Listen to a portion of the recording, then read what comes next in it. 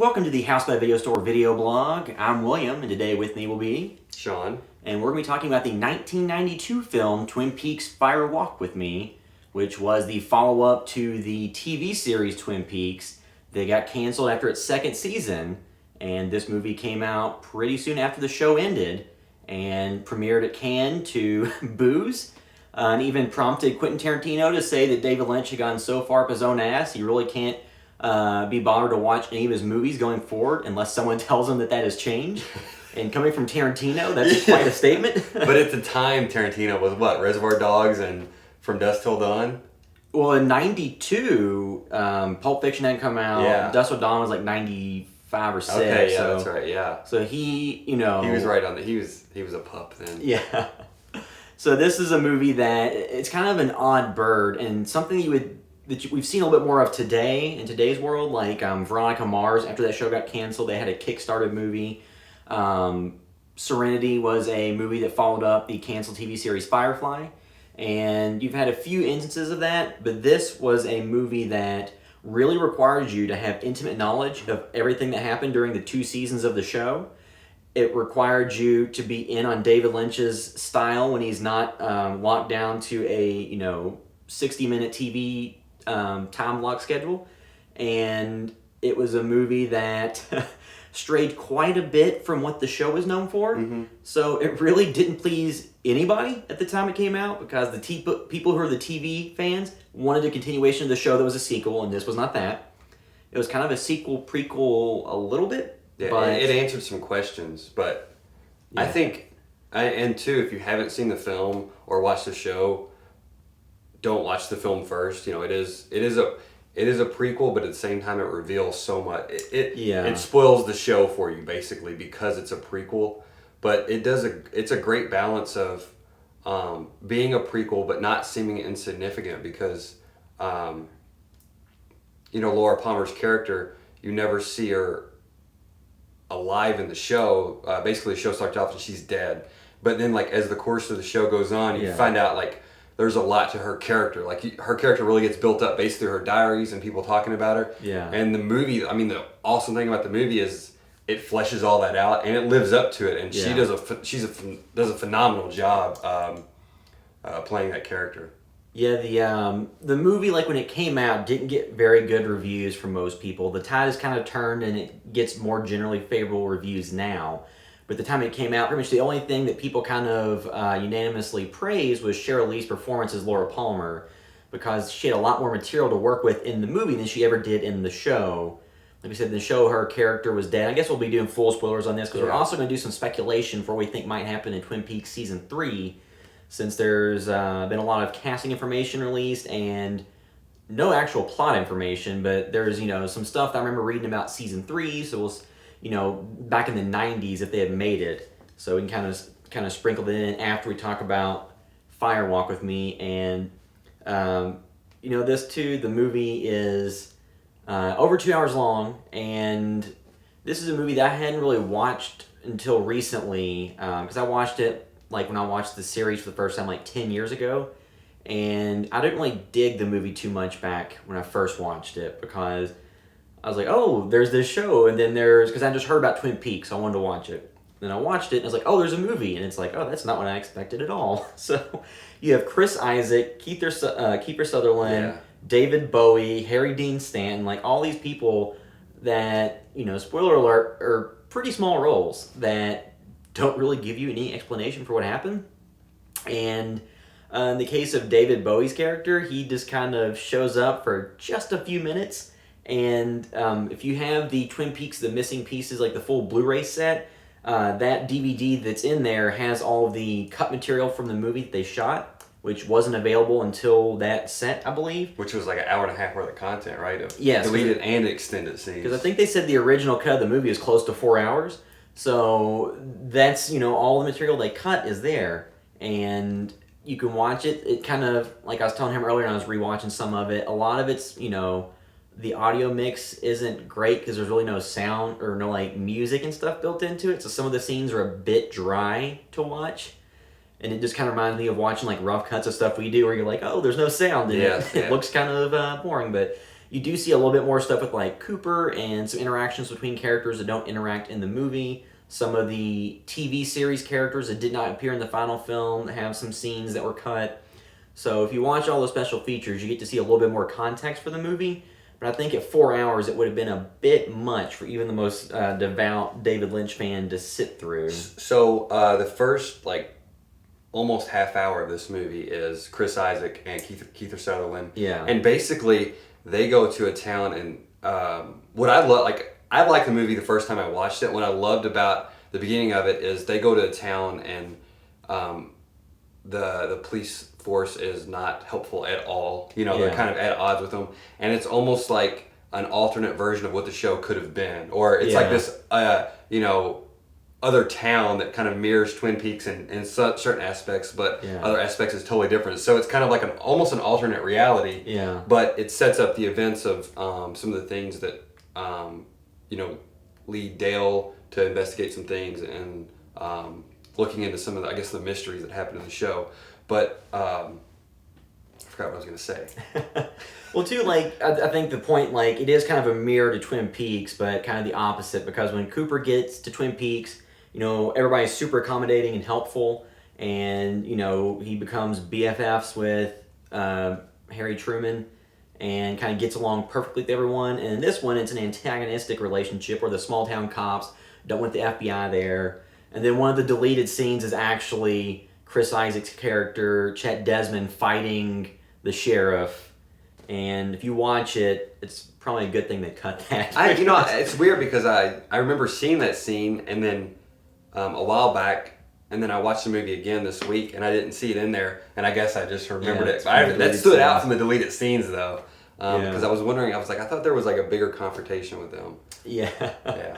So I read a bunch of reviews, from of the time and then the more recent reviews, and some people were saying he said the first 30 minutes is this FBI movie that has Chet Desmond and Kiefer Sutherland as Sam Stanley, and it's kind of this alternate version of what Twin Peaks could have been.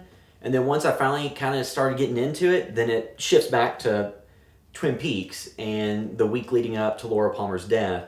So the movie itself kind of drastically shifts in the focus.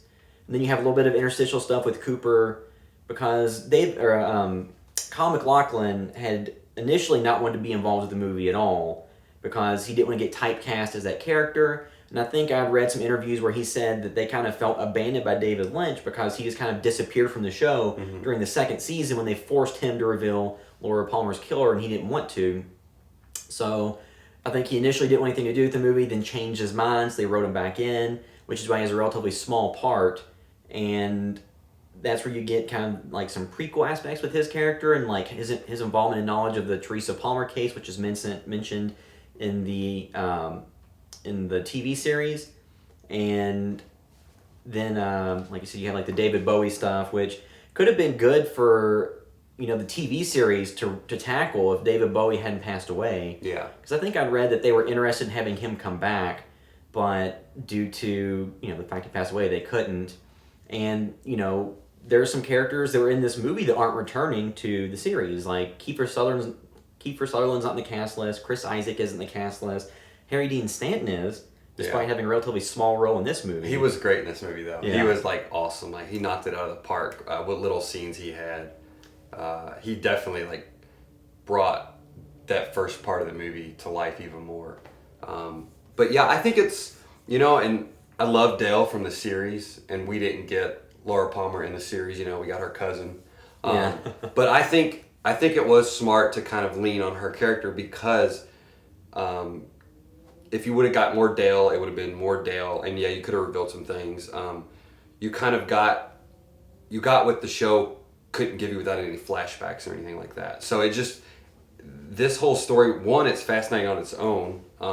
You definitely need to see the show though, and it spoils a lot. But it's fascinating on its own, and it's truly a horror story because it's about child abuse essentially. Yeah. And it's kind of left up to be is this what is the root of Bob? What is he really? Is he the evil of men? You know what I mean?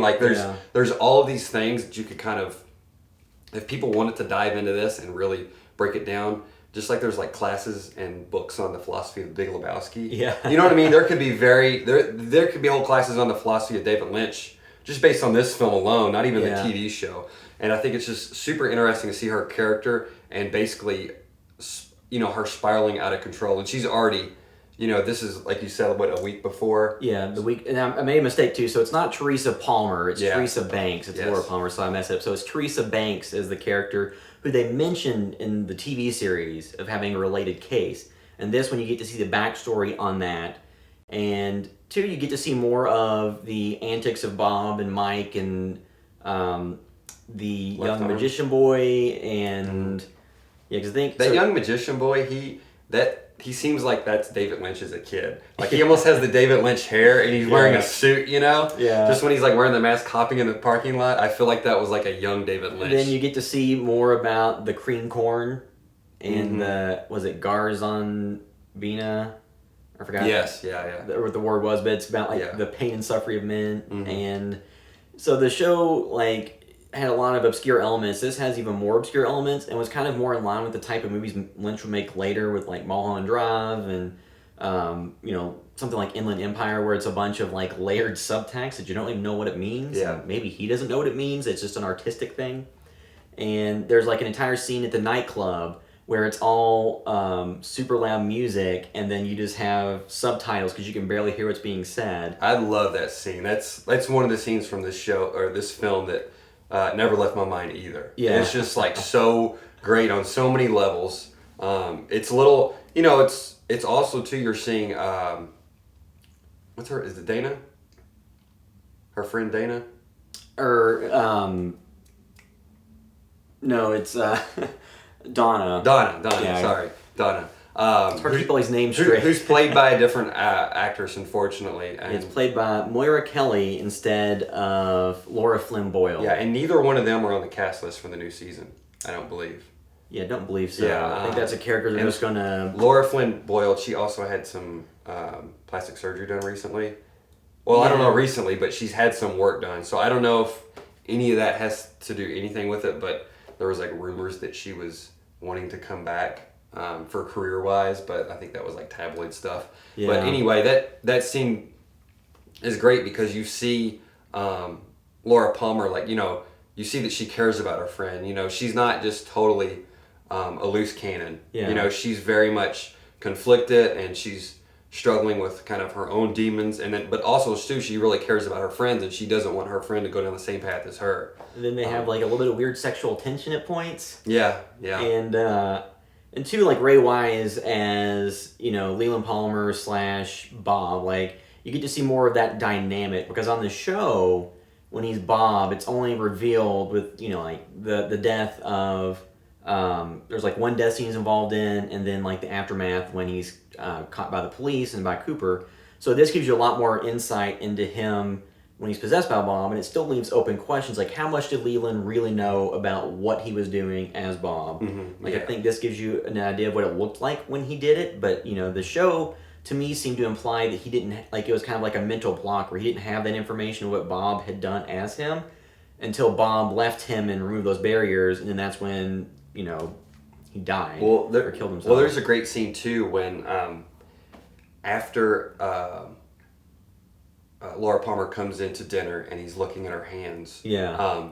Her mom, the way she looks at Leland, it's almost like she knows this abuse is happening. You know what I mean? Yeah. She knows something is up. I mean, just by the kind of looks, and it's all shot wide. It's not.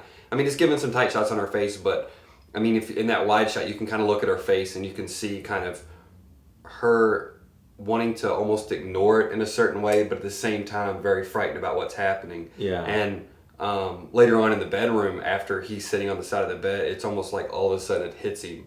Just that incident alone, what he was doing, and kind of the context of it. And that was like, I mean, I think that's phenomenal. And the film, it starts out, I can see why people laughed at this if they had no context for the show. In the beginning of it, it is very Lynch up his own ass, but and dry, like the opening stuff with Chet Desmond and Stanley, like it's very dry humor, and you have like Chris Isaac grabbing the deputy by like the nose and Yeah. this kind of more slapstick stuff. And then the music that they use, like on the show, they had, you know, essentially like 4 songs they used for the different situations, and they didn't use that same music. So, like, I think a lot of times people who were big show fans came to this wanting that same style, and this was a much more layered, less straightforward narrative, even though the show was not a straightforward narrative at all at times. Yeah. This is kind of like, so the final episode of the series from season 2, the finale, where it's like the red room and the white lodge and the black lodge, like all that type of stuff. This is much more stylistically similar to that than there's it is a lot of to scenes. the more straightforward elements of the series. And, you know, like, I could see why people would boo this when it came out, because like I said, one, you have to have a deep knowledge of the series, or at least have watched the entire series to even get it. You need to be okay with Lynch's kind of meandering style that kind of just goes in these different tangents without really giving you much background. And then you have to be okay with not getting the follow-up sequel stuff to what happened at the end of the series. You only get like a little bit of hints towards it, because like Laura wakes up and sees Annie in her bed, who says that the good Dale is trapped in the lodge. And that's really the only thing you get that's even a hint to the fate of Cooper. So, you know, this is a movie where if you're you have to be a big fan of the TV series, and like Sean said, don't watch it until you've watched all the series. And even then, it's probably a good idea to rewatch the series before you watch the movie. Yeah, if you haven't seen it in a while, for sure. Yeah, and then the movie as its own, like I think it's the general opinion has become more favorable. I think it's also because there's a more vocal minority of Lynch and Twin Peaks fans who have gotten more power as the internet has come on, and have been able to exert their opinion, because the IMDb score on this is much higher than the Metacritic score of the time it was released. Like, the Metacritic score when it was released was pretty low. Now, on Rotten Tomatoes now, it's got a respectable score because it's come up over time, is more younger people or people who change their opinion review it now. But, you know... Yeah, it's just a totally different beast. You know what I mean? It's Lynch being Lynch, but Yeah. also you have to have this background on the show. Like, it's for a very specific audience. Yeah. Just there's a barrier to entry alone. But yeah, and even some fans of the show who may have been into the more straightforward soap opera elements of it. You know, Yeah. I can see them being turned off because the show was so huge. But it's one of those things where the kind of the Twin Peaks super fans now that are really into it, and that, you know, still post memes and everything today, like, I think they, you know, I can see why they eat this up. And for me too, watching it even again this week, you know, I watched the first part and I like that part. I think it's an interesting kind of, like I said, it's just almost a foil to the town of Twin Peaks. Yeah. But as soon as that segment's over and you go into Twin Peaks and that sign's there, and as they play the music, you're like, all right, this is on. And then it's like everything from the show that you love comes back, and it's almost like even seeing who hits his girlfriend, we were just talking Leo. Leo, who's Johnson. not in the film. Yeah, Leo Johnson, or he is in the film. Yeah. But even seeing him hit what's her name? Shelley. You know, telling her how to clean the floor, like, terrible thing to see, but at the same time, it's almost like a comforting feeling because it takes you back to that pilot episode. It's like, oh, this is taking me back to when I first watched Twin Peaks. It's like a weird thing. Well, like you said, like the movie covers like sexual abuse and domestic violence, and Lynch has always been about the like dark side of a town or a community and things like that. So that's, you know, other themes, and you know, it's a movie that, like I said, like you really there's like a number of boxes that need to be checked before I say watch this movie again. You have to really like the TV series and like some of Lynch's later work. That's, you know, because I think some of his most straightforward movies, you know, something like Blue Velvet, where it's a pretty straightforward narrative, like somebody who likes that may not necessarily like this. Yeah. Because it's a much different, you know, style. So I absolutely love Blue Velvet, but too, every time I watch this, I can't, and I think Blue Velvet's maybe my favorite Lynch film that I've seen. I haven't seen all of them, but at the same time, every time I watch this, I like love it so much. Yeah. And it's not completely even, but a lot of Lynch's later work I don't think is all the way even. Most of his films aren't, but I like love this film. Because, like, you know, like I said, other movies, like, so Mulholland Drive is probably the one that most people have talked about because it got so much buzz when it came out, and it's always like on the 100 movies you need to see before you die list. Yeah. But some of his later work, like I said, like Inland Empire was kind of a hard movie to decipher, and there's a lot of theories on what's happening in it. I think this is a little bit more straightforward than that, but still pretty obscure and up to interpretation. Especially like you get to see, like I said, the meeting between Mike and Mike's arm and Bob Yeah. and the old woman and her was it nephew? I believe so. We And- talk about him being straightforward though, but you think about Eraserhead. Yeah. That's that's- that's far Lynch, and then he kind of got pulled into the Hollywood system, I think. Yeah. And then kind of probably worked with some other writers. Had some structure, and they kind of helped him layer his stories and not Yeah. be so abstract. And then he probably later in his career he had like more clout and financial abilities, and then he went on to be full Lynch again. Well, too, like I said, with Inland Empire, it was shot on at the time like DV cameras because digital had started to be something that people actually gave a little bit of respect at the time. So he shot it on digital, so he had no problem setting a camera at a lamp for an hour, and there weren't people sitting there screaming at him like you're going over budget, wasting film on lamps. Because in some of those cut scenes, there were a lot of scenes of a ceiling fan that was cut from the movie. So, but yeah, so like I think, like you said, like the movie, it's it's not a straightforward movie, and even if you love the series, you might not love the movie. But I think it's a good movie that deserves another look, and I think that the critical consensus on it has kind of come back to, giving it the proper context. I think a lot of people reviewed it originally without having seen the show, and therefore not getting it or liking it. Yeah. And I guess now we can kind of talk about like from the 2 seasons of the show, this movie, and like the cast list, like predictions for the next season of this show. Well, right now we know Chris Isaac isn't coming back, and Yeah. Kiefer Sutherland, and Like we said, the aforementioned David Bowie can't come back. yes, And then Michael Ontkean, who is Harry Truman, will not be back. He's going to be replaced. Because I think he was just retired from acting. Yeah, he retired from acting. That was a shame that he's not going to be back because I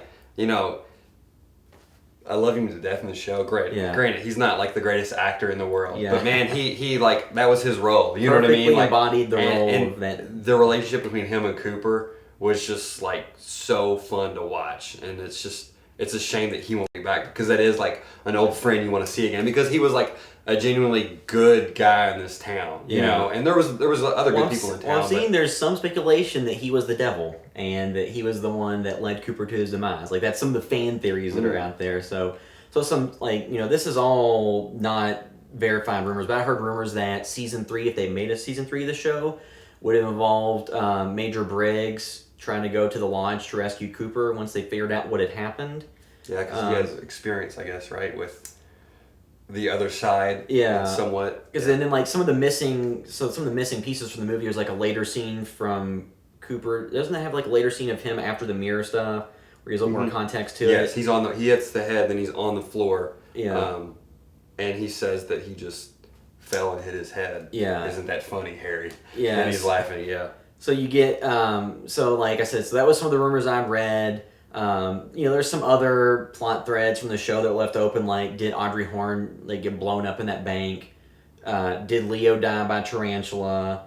Did Annie die? Although the movie showed her injured, it still didn't necessarily reveal her fate completely. She seemed to be alive. Yeah. And Audrey Horne, she's cast back into the new season, so. Yeah, so you have stuff like that, and you have Donna won't be back, and but you have all these plot lines from the show. I think in season 2, some of the worst plot lines were the Donna and James stuff. Those are ones that got to be kind of hard to watch. So, I mean, with David Lynch, it's kind of hard to tell. Will this be in more of the Twin Peaks season 1 and 2, more straightforward narrative with these kind of out of context, white and black lodge, red room type scenes? Or is it going to be more like Fire Walk with Me, where it's more contemplative and abstract, and you have more just story beats that come in for a second, and you don't get any resolution? Well, he's directing the entire series, right? Yes, and it's the first thing he will have directed, aside from some music videos and stuff, since Inland Empire, which was a number of years ago. So it's kind of going to be, what is his filmmaking style these days? The thing I kind of, I guess, notice a lot of times with directors and even with shows. You know, like Firewalk with Me starts off pretty weird. Yeah. And Twin Peaks didn't start off that weird. It just progressed. Firewalk with Me jumped right into it. Yeah. And I think this show is probably going to jump right into it. You know, I feel like Showtime's probably leaving him alone for the most part. Yeah, after they got it all hashed out, then they finally like stepped back and said, okay, you can shoot on film, you can do these amounts of episodes. Or did they end up shooting on film? I believe they end up shooting on film. That was a sticking point for a while. Which I think is awesome that they did that. Like, I have a lot of respect for them. And I understand why they put up a fight, totally. Like, if they would have told him no, I would have understood that too. But I think it's awesome that they... I think on the flip side, I think a positive to using film versus digital is you can't, even though, you know, data retention costs on digital aren't cheap, it's still cheaper than film stock. So there might be a little bit less temptation there, like I said, to sit a camera down in front of a lamp or a ceiling fan for 3 minutes. Yeah. But, you know... Well, you know, it's like even... earlier I was talking about how, you know, the shows and creators and stuff, how they keep jumping off from where they're already at. Yeah. I brought this up before, I think just maybe talking to you, but 30 Rock, you know, it starts off kind of normal and it gets a little zany towards the end. Yeah. And then Tina Fey's newer show, Kimmy Schmidt, which she co-created, starts off pretty crazy, and that's just like a wilder version of 30 Rock and like a wilder reality. And I feel like a lot of directors and creators, they start off kind of playing in a world to see what they can get away with, or you know what I mean. They maybe play it safe because they don't have that confidence, and then once they figure that out, then they keep going further and further and seeing how far they can push it because they get bored playing in the normal or whatever. So this show, I don't think we could really say what to expect. It could go both ways, but I wouldn't be surprised if it was totally insane. So one thing I'll put in the notes for this that you should check out if you haven't is I did a video where I took the alternate ending to the European pilot. So when they made the show to get the funding for it, they shot the pilot in a way with international deals where they were going to sell the pilot, if it didn't do anything, as a feature-length film overseas. So the pilot was essentially the same thing as, or the movie version was essentially the same thing as the U.S. pilot, with like 15 minutes on the end, or a little, you know, somewhere around there. And part of that was the Red Room stuff that made its way into the, you know, you have like pilot episode 1 into episode 1 of the show.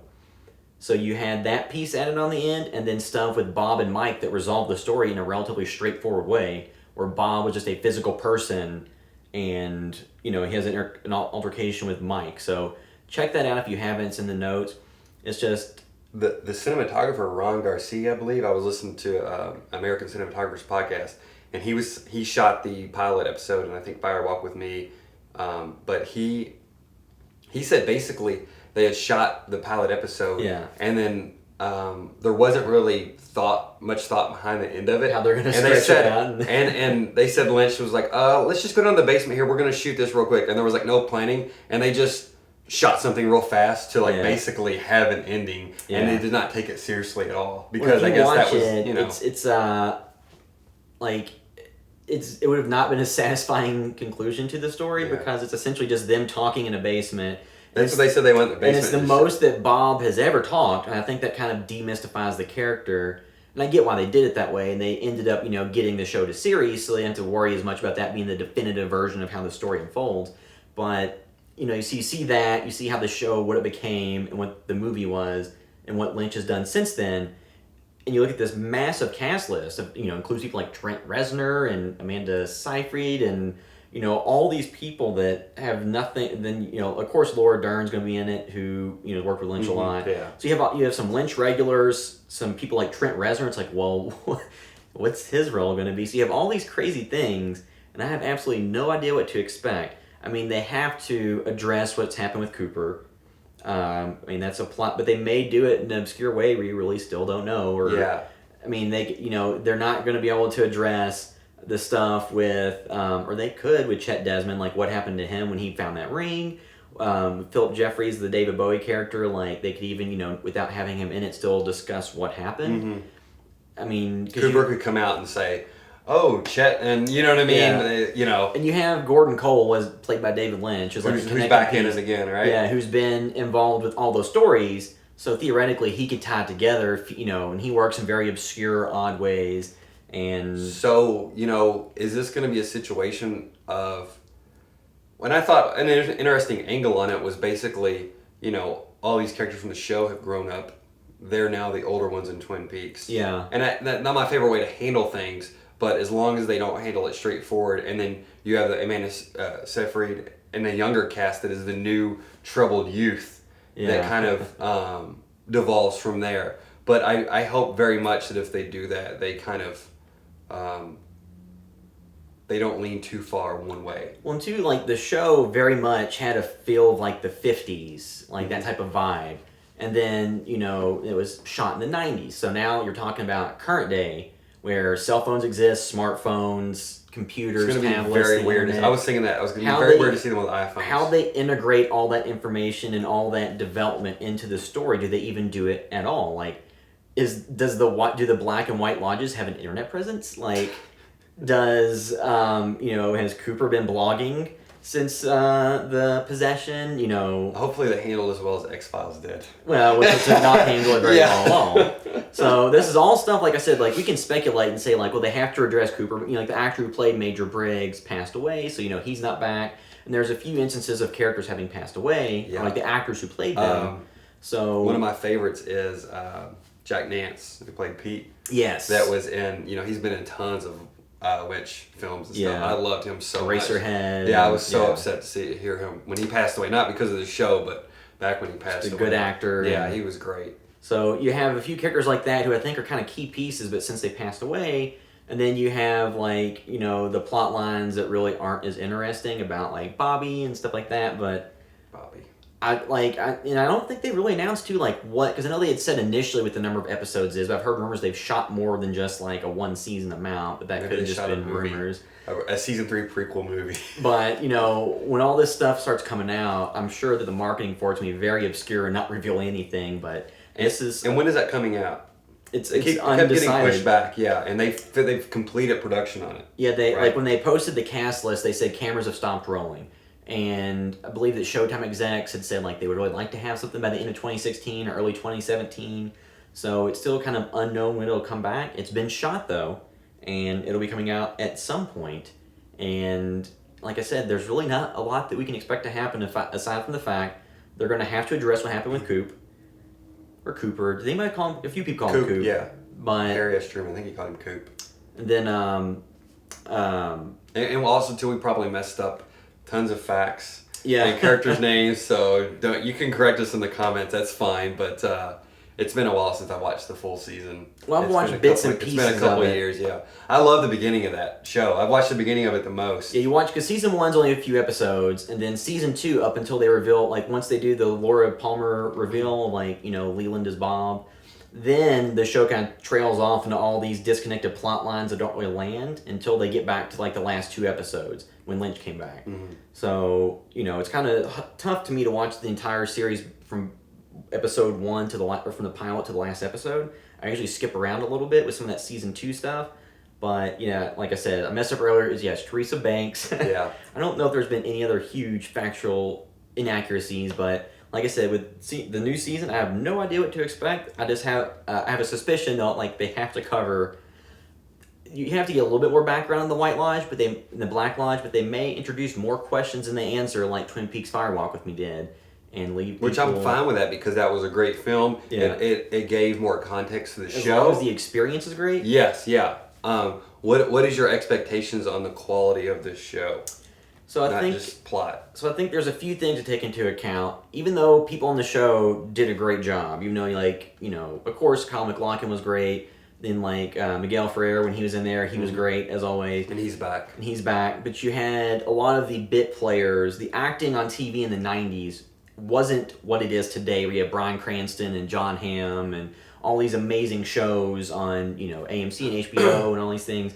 So I think the quality of acting across the board will be better, just because, you know, TV has improved quality-wise since the early 90s. Because when you rewatch that, some of the acting is a little goofy. But sometimes I feel like Lynch does that to I think for a certain effect, especially with, like, Mulholland Drive. Yeah. You know, there was a recent video breakdown of that, how they play against your expectations and kind of give you these hammy dialogue on purpose, and then they subvert that kind of later on. I mean, I think that, like, a lot of it was how he directed, but I think, like I said, a lot of it was just people back then. No, absolutely. The acting talent across the board in TV wasn't as high quality as it is today. But I think he's more interested in interesting people versus convincing actors. Yeah. And I think that's just his like style, you know. And then like in terms of the look of the show, like I don't really know what to expect because like we said, it's been so long since he's done like a straightforward narrative. I mean, I think It's that the DP of Cabin in the Woods and Yeah. Evil Dead 2 and Scream. yeah. So So I mean, I think, like I said, I think it's gonna look good. But I have no idea what his aesthetic really is these days because it's kind of evolved over his career,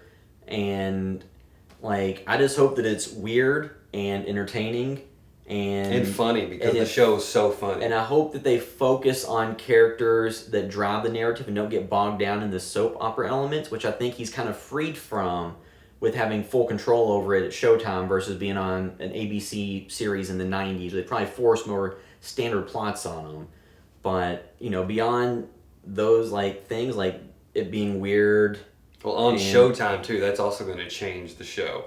Yeah. Lynch, you know, when he's got it, you know, when he's on film, he likes to go for it sometimes. Yeah, because like I remember reading like the way, or like even on some of the special features, like hearing like Machen Amick that was Shelley, like hearing her discuss like how it is to work with David Lynch. It sounds like he has really good like you know ideas on what the character's motivation and how things play out. But I've also heard that he's very like loose with stuff and how they handle it. Yeah. So I have no idea what to expect. I just think it'll probably be weird. There'll probably be some humor in it, and it's probably going to be relatively polarizing because that's how these revivals tend to be. I mean, I think that it'll ultimately be a better series than the X-Files revival because there's more episodes, and This seems like a series, a I new have- season, not just a little. That was more of a kind of like, hey, remember us? You know, it was a we got short-lived thing. Duchovny and Yeah. and Gillian Anderson for 2 months of shooting. This seems Let's like go. they're doing it for a reason, story-wise, for sure. Yes. And, you know, if it turns out bad too, if there's a couple good moments and a couple good episodes, I'll be happy with it. Honestly, like I'm saying I won't be happy with it overall, but I won't be like heartbroken because I'll be like, hey, at least I gave it a shot. You could not ask for a better season 3 of Twin Peaks. It's not a show remake. It's not anything like that. It's not different creators that are bringing in. They're not recasting a bunch of people. They only recasted Harry S. Truman that we know of because he retired. And got some different actors probably maybe replace the roles that some Yeah. people would have taken. But I mean, on the whole, like you could not ask for a better reunion. It's not a retread. It's not slightly overcooked reboot with Lynch producing and people that had no involvement with the original show doing it.